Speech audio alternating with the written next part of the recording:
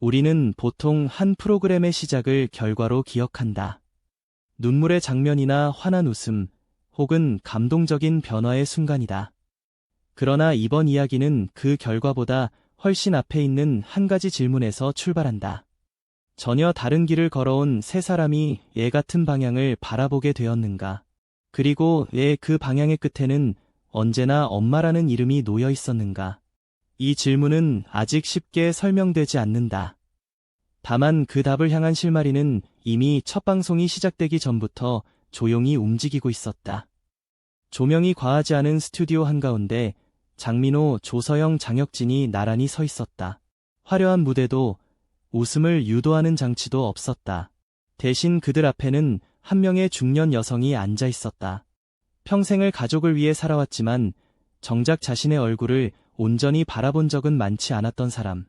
이 장면은 예능의 문법과는 거리가 멀었고 그렇기에 더욱 낯설었다. 그리고 바로 그 낯설미 시청자의 시선을 붙잡는다.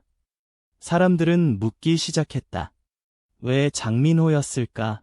왜 조서영이었고 왜 장혁진이었을까? 세 사람은 각자의 분야에서 이미 충분히 인정받은 인물들이다. 굳이 이 조용한 리얼리티에 모이지 않아도 될 이유는 많았다. 그러나 그들은 이 프로젝트를 선택했다. 누군가의 미소를 되찾는 일에 이름을 걸기로 한 선택이었다. 여기에는 단순한 출연 이상의 의미가 담겨 있다. 꽃보다 미소는 웃음을 보여주기 전에 침묵을 보여주는 프로그램이다. 치아라는 아주 구체적인 문제를 통해 우리가 쉽게 지나쳐온 세대의 이야기를 꺼내놓는다. 많은 엄마들은 아픔을 참는 법부터 배웠고 비용보다 가족을 먼저 계산하는 데 익숙했다. 그 결과로 남은 것은 불편한 식사와 다친 입, 그리고 점점 줄어든 미소였다. 이 프로그램은 그 사실을 과장하지도 숨기지도 않는다. 다만 있는 그대로 바라본다. 그래서 첫 방송부터 분위기는 달랐다. 웃음을 준비한 시청자는 잠시 말을 잃었고 변화를 기대한 시청자는 그 이전의 시간을 마주하게 된다. 장민호의 표정이 굳어지고 조서영의 손이 잠시 멈추며 장혁진의 설명이 한층 낮은 톤으로 이어지는 순간들.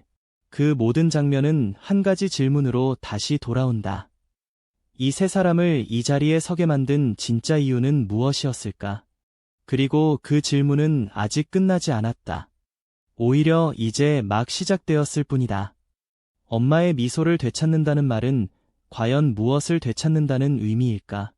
그 답은 조금 더 깊은 이야기 속에서 드러난다.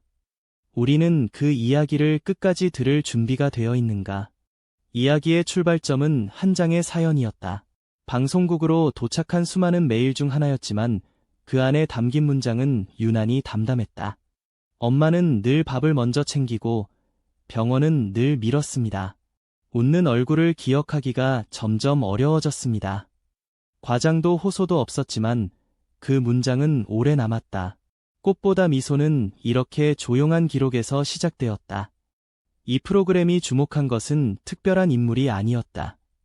우리 주변 어디에나 있을 법한 중년의 엄마들이었다. 치아 건강이라는 주제는 화려하지 않다. 그러나 그것은 일상의 가장 기본적인 기능과 연결되어 있다.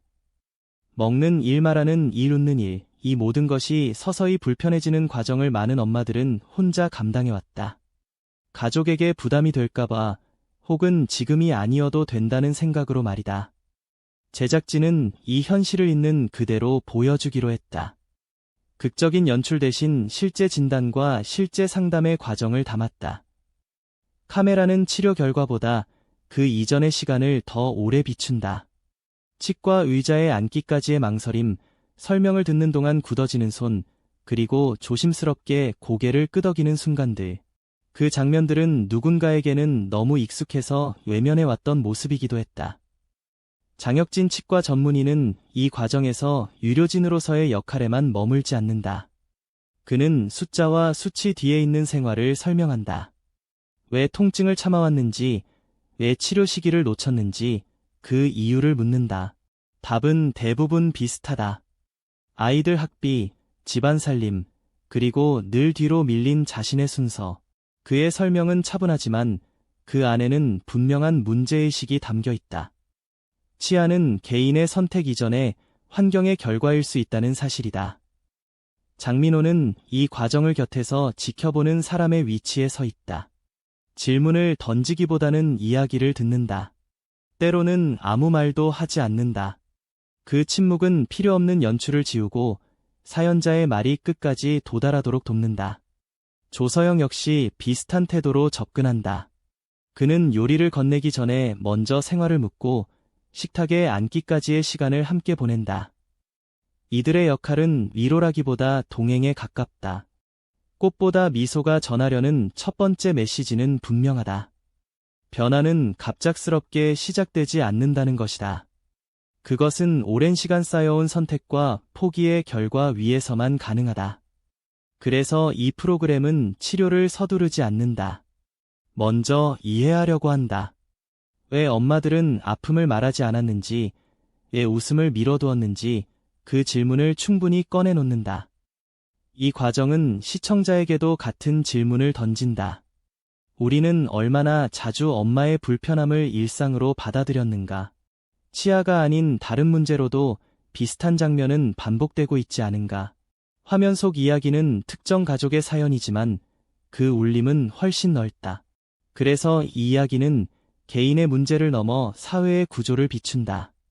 그러나 이 모든 것은 아직 시작에 불과했다. 사연의 무게를 마주한 이후에야 비로소 진짜 선택의 순간이 다가온다. 엄마는 과연 어떤 결정을 내리게 될까? 그리고 그 결정은 어떤 변화를 불러오게 될까? 하지만 이것은 시작에 불과했습니다. 본격적인 변화의 문턱에 들어서자 분위기는 한층 무거워졌다.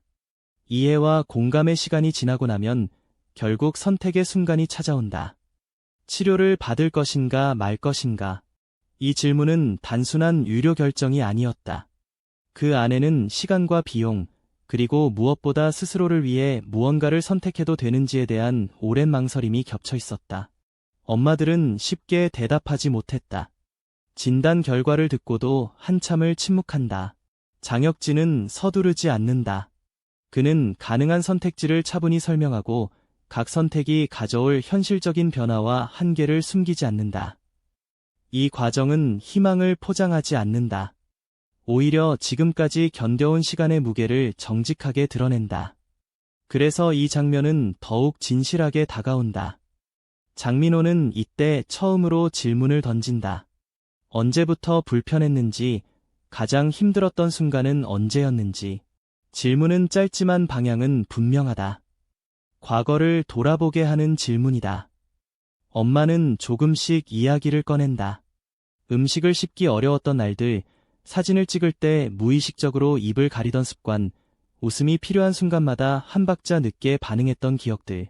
말이 이어질수록 공기는 달라진다. 조서영은 이 장면에서 식탁을 준비한다.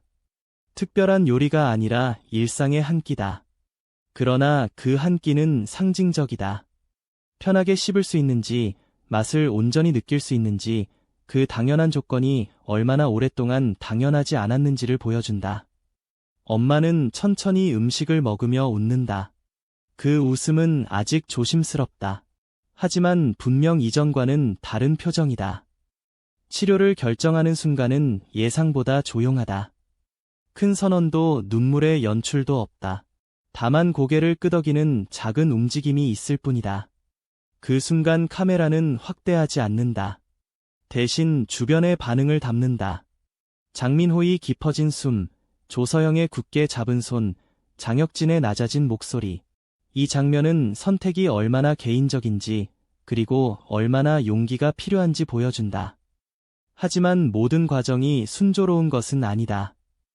치료 과정 중 예상치 못한 변수들이 등장한다. 회복 기간에 대한 걱정, 일상의 불편함, 그리고 다시 미뤄두고 싶은 마음. 엄마는 흔들린다. 이때 프로그램은 해결책을 제시하기보다 그 흔들림 자체를 기록한다. 선택 이후에도 고민은 계속된다는 사실을 숨기지 않는다. 이 지점에서 감정의 방향은 바뀐다. 단순한 응원에서 현실적인 공감으로 이동한다. 시청자는 완벽한 변화보다 진짜 과정을 보게 된다. 치료실의 조용한 소리, 대기실의 긴 시간, 그리고 집으로 돌아가는 길의 침묵. 이 모든 장면은 드라마보다 더 현실적이다. 그리고 바로 그때 아무도 예상하지 못한 순간이 찾아온다. 치료의 결과가 아니라 그 과정 속에서 드러난 엄마의 태도 변화였다. 스스로를 이야기하기 시작하고 불편함을 말하며 웃음을 연습하듯 꺼내 보이는 순간. 그것은 숫자로 측정되지 않는 변화였다. 그리고 아무도 예상하지 못한 순간이 왔습니다. 시간이 조금 흐른 뒤 카메라는 다시 엄마의 일상으로 들어간다. 치료실이 아닌 집 안이다. 아침 햇살이 야른 커튼 사이로 들어오고 식탁 위에는 평소와 같은 그릇들이 놓여 있다. 엄마는 천천히 의자에 앉아 숟가락을 든다. 이전보다 움직임이 조심스럽지만 표정은 다르다. 씹는 동작이 이어지고 잠시 멈춘 뒤 고개가 들린다. 그 순간 아주 짧게 미소가 스친다. 이 장면은 큰 설명 없이도 많은 것을 말해준다. 프로그램은 이 변화의 크기를 과장하지 않는다. 대신 세밀하게 따라간다. 병원 복도를 지나던 발걸음, 집 앞 계단을 오르내리는 속도, 가족과 마주 앉아 나누는 짧은 대화. 장면들은 이어지며 하나의 흐름을 만든다. 변화는 결과가 아니라 과정 속에 있음을 보여주듯 화면은 늘 한 박자 느리게 머문다. 장혁진은 이 시점에서 다시 등장한다. 그는 치료의 성공 여부보다 회복의 일상성을 이야기한다. 관리가 필요한 이유, 시간이 만들어내는 차이, 그리고 무엇보다 스스로를 돌보는 습관의 중요성. 그의 말은 교육적이지만 차갑지 않다.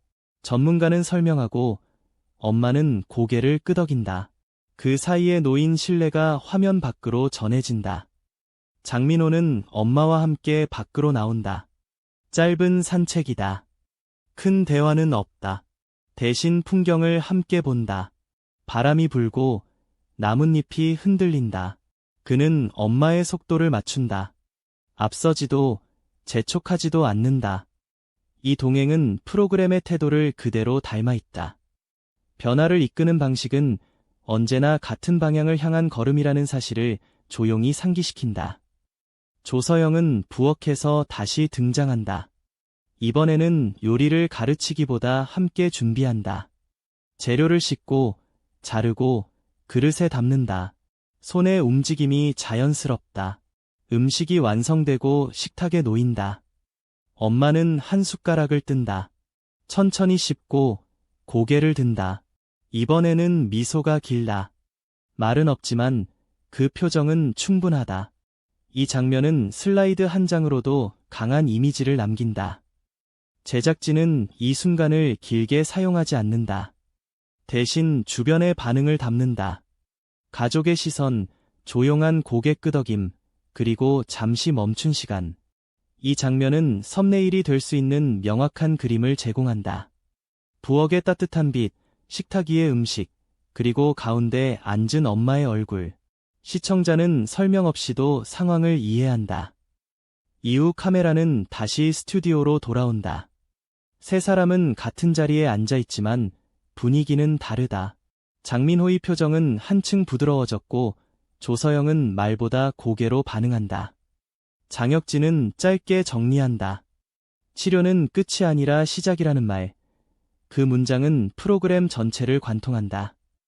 꽃보다 미소가 남기는 것은 극적인 반전이 아니다. 대신 작은 확신이다. 돌봄은 늦어도 시작할 수 있고 미소는 다시 연습할 수 있다는 사실. 이 깨달음은 엄마에게만 해당되지 않는다. 화면을 보는 모든 사람에게 같은 질문을 남긴다. 우리는 누구의 미소를 너무 오래 미뤄두고 있었는가? 이 질문은 아직 답을 요구하지 않는다. 다만 다음 이야기를 향해 조용히 열린다. 그리고 이 여정은 이제 마지막 장을 앞두고 있다. 모든 장면이 지나간 뒤 화면에는 잠시 정적이 흐른다. 큰 음악도 없다. 감정을 밀어붙이는 내레이션도 없다. 다만 한 사람이 웃는 얼굴로 앉아있는 모습이 남는다. 그 미소는 완성된 결과라기보다 이제 막 시작된 상태에 가깝다. 그래서 더 오래 시선을 붙잡는다. 꽃보다 미소가 보여준 것은 변화의 속도가 아니다. 얼마나 빠르게 달라졌는지가 아니라 왜 이제서야 시작할 수 있었는지에 대한 이야기였다. 엄마들은 늘 자신의 필요를 뒤로 미뤄왔다. 그것이 익숙했고 그것이 책임이라고 믿어왔기 때문이다. 이 프로그램은 그 믿음에 조용히 질문을 던진다. 돌봄은 누구의 몫이어야 하는가? 장민호, 조서영 장혁진은 이 질문 앞에서 같은 위치에 서 있었다. 앞에서 이끌기보다 옆에 머물렀고 해결을 제시하기보다 선택을 존중했다.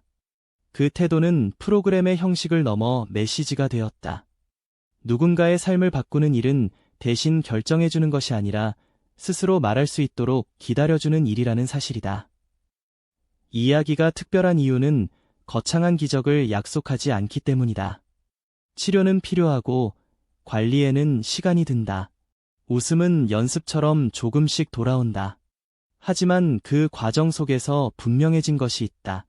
미소는 사치가 아니라 권리라는 점이다. 그리고 그 권리는 어느 나이에서도 늦지 않다. 시청자는 이 프로그램을 보며 자연스럽게 자신의 시간을 떠올리게 된다. 집에 있는 엄마의 얼굴 혹은 스스로의 모습을 겹쳐보게 된다. 우리는 얼마나 자주 괜찮다는 말을 믿어왔는가? 그리고 그 말 뒤에 숨은 불편함을 얼마나 쉽게 지나쳐왔는가? 꽃보다 미소는 그 질문을 끝까지 밀어붙이지 않는다. 대신 스스로 돌아보게 만든다. 그래서 첫 방송이 끝난 뒤에도 이야기는 남는다. 방송이 끝났다고 해서 여정이 끝나는 것은 아니기 때문이다. 엄마의 미소는 화면 밖에서도 계속 만들어져야 한다. 그리고 그 시작은 생각보다 가까운 곳에 있다. 작은 관심, 짧은 대화, 혹은 함께 병원을 찾는 하루일지도 모른다. 이제 질문은 시청자에게 넘어온다. 우리는 오늘 누구의 미소를 떠올렸는가? 그리고 그 미소를 되찾기 위해 어떤 선택을 할 준비가 되어 있는가? 이야기가 마음에 남았다면 잠시 멈춰 주변을 바라봐도 좋다. 어쩌면 바로 곁에서 아직 말하지 못한 미소가 기다리고 있을지도 모른다. 꽃보다 미소는 그렇게 끝난다. 하지만 그 여운은 쉽게 사라지지 않는다. 그리고 바로 그 지점에서 이야기는 다시 시작된다.